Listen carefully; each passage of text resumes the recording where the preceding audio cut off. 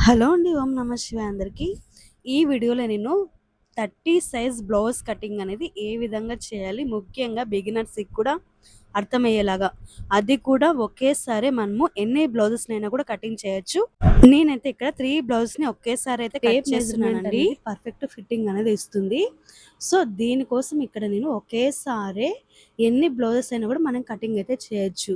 ఇప్పుడు మనకి ఒకే కస్టమర్‌వే 3 బ్లౌజెస్ ఉన్నాయి. సో, 3 బ్లౌజెస్ కూడా నేను ఒకేసారి మీకి కటింగ్ చేసి మీకు ఇక్కడే చూపిస్తున్నానండి.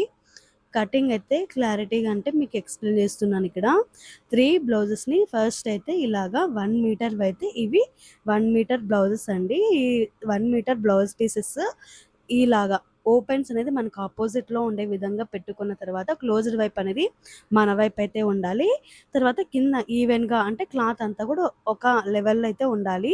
అలాగ ఉంచుకునే దానికోసం ఒక హాఫ్ ఇంచ్ అయితే నేను మార్కింగ్ చేసి కటింగ్ చేశాను. ఇప్పుడు మార్కింగ్ చేసిందొచ్చేసి కింద మనము థ్రెడ్ పైపింగ్ వేయాలి గదా నడుముకి. ఇక్కడ థ్రెడ్ పైపింగ్ అయినా వేయొచ్చు. తర్వాత నడుము పట్టీ అనేది వేస్తాం గదా! సో, దానికైనా గూడా కంపల్సరీగా ఇలాగైతే మనం మార్కింగ్ చేసుకొని పెట్టుకోవాలి. ఇప్పుడు చూడండి బ్లౌజ్ నడుము కొలత అనేది తీసుకుంటున్నాను. బ్లౌజ్ నడుము కొలత అనేది కరెక్ట్‌గా ఇలాగా టేపు తర్వాత మెజర్‌మెంట్ బ్లౌజ్ 2 కూడా లెవెల్‌గా తీసుకొనేసి ఎంతైతే వచ్చింటుందో ఇప్పుడు ఫర్ ఎగ్జాంపుల్ ఈ కస్టమర్‌కి 30 ఇంచెస్ వచ్చింది నడుము అనేది. దాంట్లో నాలుగో భాగం ఇలాగ మార్కింగ్ చేసుకొని 1 ఇంచ్ అనేది ఎక్స్‌ట్రాగా మార్కింగ్ చేసుకోవాలి. ఈ 1 ఇంచ్ ఎందుకంటే మనకి టక్స్‌లు వేసుకోవడం కోసం. తర్వాత 2 ఇంచెస్ వచ్చేసి ఖర్చు కోసం అండి. ఇప్పుడు చూడండి బ్లౌజ్‌ని కరెక్ట్‌గా షోల్డర్‌కి ఇలాగ మిడిల్‌లో పట్టుకుంటే మనకి హైట్ అనేది వచ్చేస్తుంది. ఇది కరెక్ట్ హైట్ బ్లౌజ్ యొక్క కరెక్ట్ హైట్. తర్వాత హాఫ్ ఇంచ్ అనేది ఖర్చు కోసం. ఇలాగ మార్కింగ్ చేసుకోవాలి. ఏ కస్టమర్‌కైనా మనం ఇలాగే తీసుకోవాలండి. ఇవన్నీ కూడా టేప్ మెజర్‌మెంట్స్. ఇప్పుడు చూపిస్తున్నా చూడండి. ఇది 30 సైజ్ బ్లౌజ్ కాబట్టి మీడియం సైజ్ బ్లౌజు. నేనిప్పుడు ఏం చేస్తున్నానంటే దీనికి 5:30 అయితే తీసుకుంటున్నాను. అంటే 5:30లో 2, 2:15 అంటే 2:15 వచ్చేసి నెక్‌కి తీసుకున్నాను. మరి 3:15 వచ్చేసి నెక్ షోల్డర్‌కైతే తీసుకున్నానండి. నెక్‌కొచ్చేసి 2:15 తీసుకున్నాను. షోల్డర్‌కొచ్చేసి 3:15 అయితే తీసుకున్నాను. తర్వాత 5:30కైతే చంక డౌన్ అనేది 5:30కి పెట్టాను. ఇక్కడ క్రాస్‌గా మనము లైన్ వేస్తాం గదండీ మిడిల్‌లో కర్వ్ తీస్తాం గదా! అక్కడొచ్చేసి 1 ఇంచ్‌కైతే మార్కింగ్ చేశాను. తర్వాత ఇది కంప్లీట్ అయిపోయింది. ఇప్పుడొచ్చేసి బ్యాక్ సైడ్‌లో నెక్ ఎంత రావాలి అంటే ఖచ్చితంగా మనము బ్లౌజ్‌ని మిడిల్‌లోకి అంటే బ్యాక్ పార్ట్‌ని మాత్రమే తీసుకోవాలి. బ్యాక్ పార్ట్‌ని మిడిల్‌లోకి ఫోల్డ్ చేస్తే మనకి కరెక్ట్ హైట్ అనేది వచ్చేస్తుంది. దాన్ని కరెక్ట్‌గా మనము ఖర్చు తీసుకున్నాం గదండీ!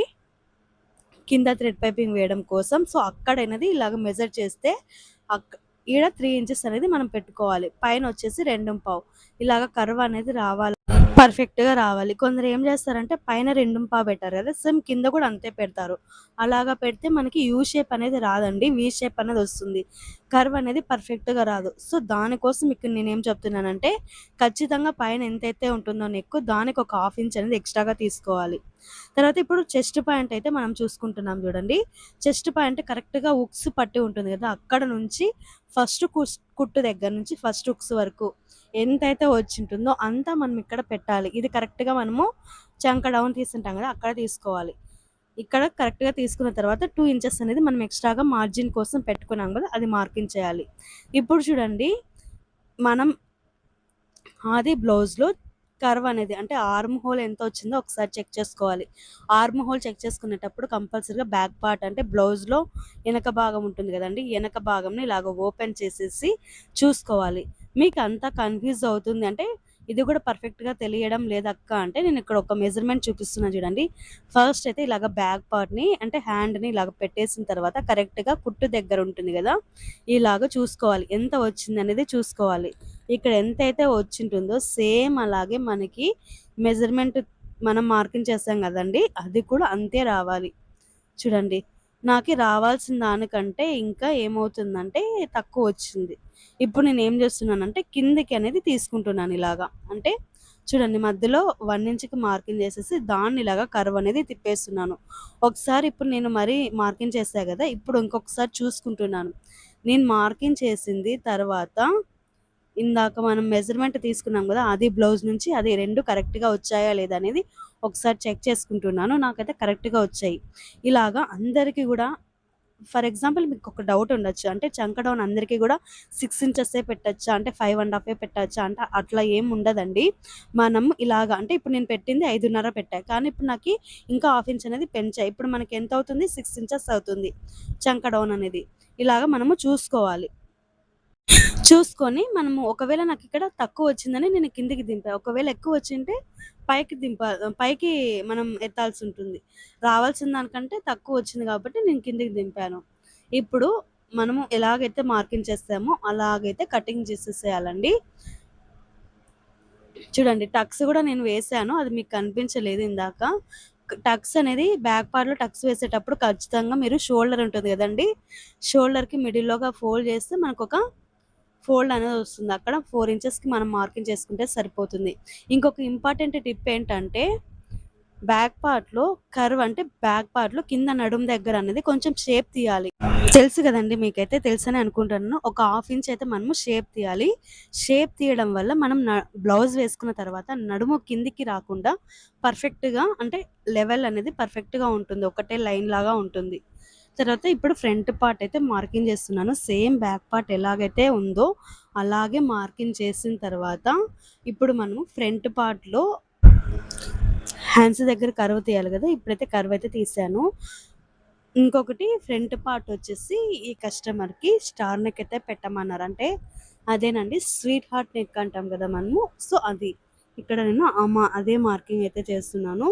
ఇంకా అంటే ఇక్కడ నేను మార్కింగ్ మెజర్‌మెంట్‌కి ఇచ్చింది గూడా మనం స్టిచ్ చేసిందే. అదే మెజర్‌మెంట్ బ్లౌజ్ వాళ్ళకి పర్ఫెక్ట్‌గా సరిపోయిందనేసి మనకైతే ఇప్పుడు మెజర్‌మెంట్‌కి ఇచ్చారు. కానీ నెక్ అనేది ఫ్రంట్ పార్ట్‌లో కొంచెం డీప్ అయితే పెంచమన్నారు. దీనికోసమైతే నేను ఇంకా ఇక్కడ కొంచెం పెద్దగా అంటే డీప్ అయితే పెట్టాను. ఇంకొకటి ఇలాగ మనం కుట్టిన బ్లౌజ్ మనకే మెజర్‌మెంట్‌గా రావాలి అంటే ఈ కస్టమర్ మనకి ముందే చెప్పారనమాట. అంటే చాలామంది దగ్గర కుట్టించుకున్నాను. నాకెక్కడ గాని సెట్ అవ్వలేదు అని చెప్పారు. కానీ నేను కుట్టిన బ్లౌజ్ ఫస్ట్ నాకు చాలా అంటే ఒకేసారి 12, 13 శారీస్ తెచ్చారు. అంత కాన్ఫిడెన్స్ ఉందంటే మన దగ్గర స్టిచ్చింగ్ బావుంటేనే కదా తెచ్చేది. ఫస్ట్ నేను ఒక బ్లౌజ్ కుట్టించాను. అది సెట్ అయిన తర్వాత నేను ఇంకా మళ్ళీ కూడా అన్నీ అయితే బ్లౌజెస్ అయితే స్టిచ్చింగ్‌కి అయితే వేసుకున్నానండి. ఇది వీళ్ళకి బాగా సెట్ అయ్యి మన దగ్గర అయితే ఇవన్నీ గూడా స్టిచ్చింగ్ అయితే చేయించుకుంటున్నారు. ఇట్లా మనం కరెక్ట్‌గా, పర్ఫెక్ట్‌గా చేయాలంటే కరెక్ట్‌గా మనం గూడా మెజర్‌మెంట్స్ అనేది పర్ఫెక్ట్‌గా ఫాలో అవ్వాలి. ఇంకా ఇక్కడ నేను డీప్ అయితే పెంచమన్నారనేసి కొంచెం అయితే నేను పెంచాను. తర్వాత చూడండి ఇక్కడ అన్నీ కూడా కరెక్ట్‌గా అయితే చూసుకుంటున్నాను. అంటే కొన్ని ఎక్కువ, తక్కువ ఉంటాయి గదా! ఇక్కడ మనము 3 బ్లౌజెస్ కూడా ఒకేసారి కట్ చేస్తున్నాం కాబట్టి అన్ని లేయర్స్ కరెక్ట్‌గా ఉన్నాయా లేదా అనేది నేను ఒకసారి చెక్ చేసుకుంటున్నాను. ఒకవేళ మళ్ళీ మనమంతా కట్ చేసిన తర్వాత చూసుకుంటే అప్పుడు మనం ఏం చేయలేం కదా! సో, ఇప్పుడు ఫ్రంట్ పార్ట్ యొక్క హైట్ అనేది ఇలాగ మనము తీసుకుంటున్నాము. కరెక్ట్‌గా షోల్డర్‌కి మిడిల్‌లో అయితే పట్టుకోవాలండి. ఇంకొకటి ఏంటంటే ఈ బ్లౌజ్ అనేది చిన్న సైజ్ బ్లౌజే. అంటే మీడియం సైజ్ బ్లౌజ్ అండి. మరీ చిన్న సైజ్ అని చెప్పలేము. పెద్ద సైజ్ అని కూడా చెప్పలేము. ఇది మీడియం సైజ్ అంటే 30 సైజ్ కాబట్టి మీడియం సైజ్ బ్లౌజే. ఇంకొకటి ఇది క్రాస్ కటింగ్ కాదండి. స్ట్రెయిట్ కటింగే కాబట్టి ఇక్కడ మనకి నెక్ అనేది సాగలేదు. ఇంకొకటి ఫ్రంట్ పార్ట్ హైట్ తీసుకునేటప్పుడు కూడా మనకి సాగలేదు. ఒకవేళ మీరు క్రాస్ కటింగ్ అయితే జాగ్రత్తగా కటింగ్ చేయాల్సుంటుంది. ఇప్పుడు మనం ఎలాగైతే మార్కింగ్ చేసామో సేమ్ అదే విధంగా అయితే ఇక్కడ కటింగ్ చేయాలి. ఇంకొకటి మనం గుర్తుపెట్టుకోవాల్సింది ఏంటంటే ఫస్టే మనం ఒకసారి చెక్ చేసుకోవాలి. మనకిచ్చిన బ్లౌజ్ అనేది పర్ఫెక్ట్‌గా సరిపోయిందా లేదా కస్టమర్‌కి అనేది ఒకసారి చెక్ చేసుకొని మీరైతే బ్లౌజ్ అనేది తీసుకోవాలి. అంటే వాళ్ళిచ్చిన బ్లౌజ్ అనేది పర్ఫెక్ట్‌గా ఉంటేనే మనం కుట్టే బ్లౌజ్ అనేది వాళ్ళకి పర్ఫెక్ట్‌గా సెట్ అవుతుంది. ఒకవేళ వాళ్ళు బాగాలేకపోయినా గూడా మన దగ్గర బాగుంది అంటే ఎప్పుడో వేసుకుంటారు వాళ్ళు. కానీ ఆ బ్లౌజ్ అనేది మనకిప్పుడు అంటే ఎప్పుడో కుట్టించుకుంటారు. ఆ బ్లౌజ్ అనేది ఇప్పుడు మనకు తెచ్చిస్తారు. ఇది పర్ఫెక్ట్‌గా సరిపోయిందండి. ఇది నాకి సేమ్ ఇది ఎట్లుంటే అట్లే దింపాలి అని అంటారు. సేమ్ మనం అలాగే దింపినా గూడా వాళ్ళకి సెట్ అవ్వదు. ఎందుకంటే అది బ్లౌజ్ ఎప్పుడుదో. కాబట్టి మీరు చూడండి వాళ్ళు వేసుకునేటప్పుడు అంటే మీరిక్కడ వేసుకొని చూపియండి. మాకి ఒక క్లారిటీ వస్తుంది గదా! అనేది ఒకసారి మీరు అందరిని అయితే అడగలేము. కానీ మనకి కొందరు ఉంటారు గదా! క్లోజ్‌గా. అలాంటి వాళ్ళనైతే అడగొచ్చు. చెప్పాను గదండీ! ఫ్రంట్ పార్ట్ అయితే కొంచెం డీప్ అయితే తీయమన్నారు. సో, దానికోసం అయితే నేనిక్కడ కొంచెం డీప్ అయితే పెట్టాను. ఇలా అయినా మనకేం డ్రాప్ అవుతే అవ్వదండి షోల్డరు.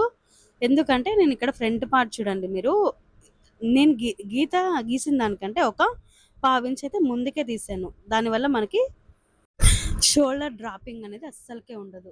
ఇప్పుడైతే నేను హ్యాండ్స్ అయితే కటింగ్‌కి వేసుకుంటున్నాను. హ్యాండ్స్ కటింగ్ వేసేటప్పుడు కంపల్సరీగా మనము బ్యాక్ పార్ట్ ఆధారంగానే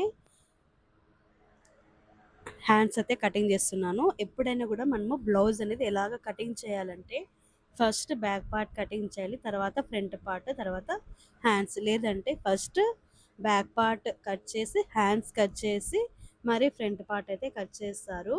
అది మీ కన్వీనియంట్‌ని బట్టి అయితే మీరు కటింగ్‌కి అయితే వేసుకోవాలండి. ఇప్పుడైతే మనము బ్యాక్ పార్ట్‌లో ఆర్మ్ హోల్ ఎంత వచ్చిందో చూసుకుంటున్నాను. ఎంతైతే వచ్చింటుందో దాంట్లో 1 ఇంచ్ తీసేసి ఇక్కడ మనము ఫోల్డింగ్ అనేది పెట్టుకోవాలి. ఆ 1 ఇంచ్ ఎందుకు తీసేయాలంటే పైన షోల్డర్ దగ్గర మనకి ఖర్చు కోసం పోతుంది కాబట్టి ఆ 1 ఇంచ్ తీసేస్తే మనకి పర్ఫెక్ట్‌గా ఫిట్టింగ్ అనేది వస్తుంది. ఇప్పుడు నాకి అంటే కస్టమర్ కాదండి. యూట్యూబ్‌లోనే మనకి వీడియోస్ పోస్ట్ చేస్తుంటాం కదా! మనకి ఒక కామెంట్ అయితే అడిగారు. వాళ్ళు అంటే హ్యాండ్స్ జాయింట్ చేసేటప్పుడు హ్యాండ్ క్లాత్ అనేది ఎక్కువ వస్తుంది. అంటే ఎక్కువ, తక్కువ వస్తుందంట. ఎక్కువ వచ్చినా ప్రాబ్లమే. అలాగని తక్కువ వచ్చినా కూడా ప్రాబ్లమే. కరెక్ట్‌గా వస్తేనే మనకి ఫిట్టింగ్ అనేది కరెక్ట్‌గా ఉంటుంది. సో, ఇప్పుడు మనకి ఎక్కువ, తక్కువ వస్తే అప్పుడు ఫినిషింగ్, ఫిట్టింగ్ 2 కూడా ఉండవండి.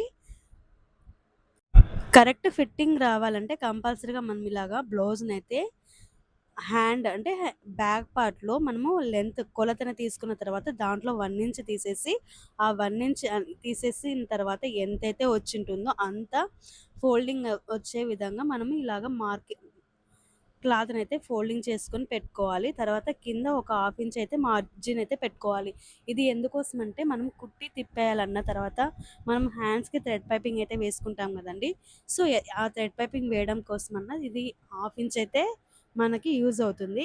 ఇంకొకటి ఇక్కడ నేను 2 హ్యాండ్స్ అంటే 2 బ్లౌజ్‌కి హ్యాండ్స్ అయితే కట్ చేస్తున్నాను. ఇంకొక బ్లౌజ్‌కొచ్చేసి ఫుల్ హ్యాండ్స్ కట్ చేయాలి. అంటే 3/4 కట్ చేయాలి. ఇక్కడ 2 బ్లౌజ్‌కి హాఫ్ హ్యాండ్స్ అయితే కట్ చేస్తున్నాను. ఒకేసారి ఇక్కడ నేను 2 హ్యాండ్స్ కూడా మీకు కవర్ చేస్తున్నాను.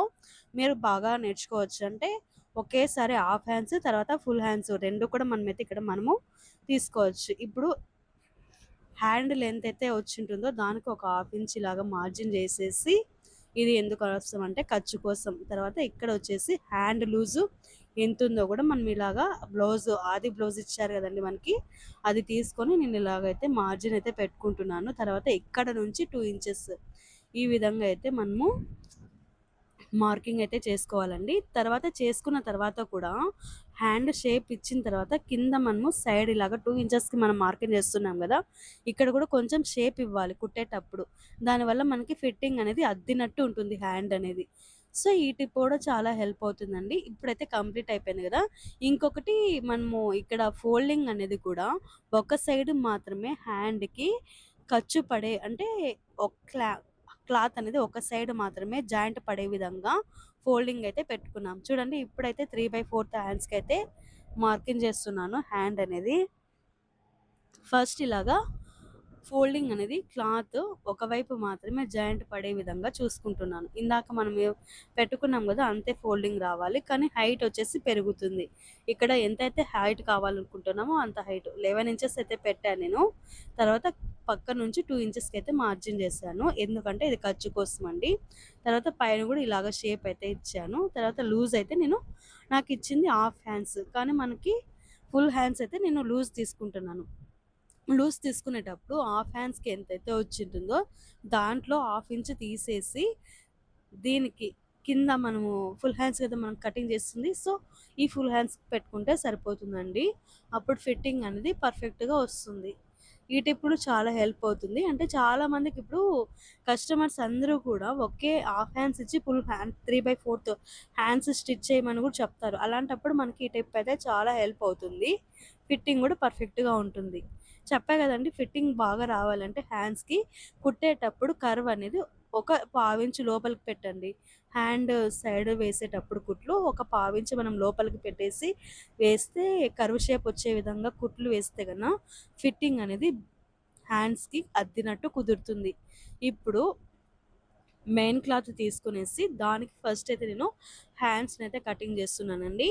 హ్యాండ్స్ని కటింగ్ చేసిన తర్వాత బ్యాక్ పార్ట్, తర్వాత ఫ్రంట్ పార్ట్ రెండు కూడా ఇక్కడైతే మనం కటింగ్ చేయాల్సి ఉంటుంది. మీకు ఈ వీడియో నచ్చినట్టయితే, నా ఎక్స్ప్లెనేషన్ మీకు ఏమన్నా నచ్చినట్టయితే మాత్రమే ఈ వీడియోని లైక్ చేసి మన ఛానల్ని కూడా సబ్స్క్రైబ్ చేసుకొని మన ఛానల్ని సపోర్ట్ చేస్తారని అనుకుంటున్నాను. మీ అభిప్రాయం ఏంటి అనేది కింద కమెంట్ చేయండి. నేను బాగా ఎక్స్ప్లెయిన్ చేశానా లేదా, మీకేమన్నా అర్థం కాకపోతే, నేను వాడిన పదజాలంలో మీకేమన్నా అర్థం కాకపోతే ఖచ్చితంగా కింద కమెంట్ చేయండి, నేనైతే రిప్లై ఇస్తాను. మీకు ఏమైనా డౌట్ ఉన్నా కూడా కింద కమెంట్ సెక్షన్ అనేది మనకి యూజ్ చేసుకోండి.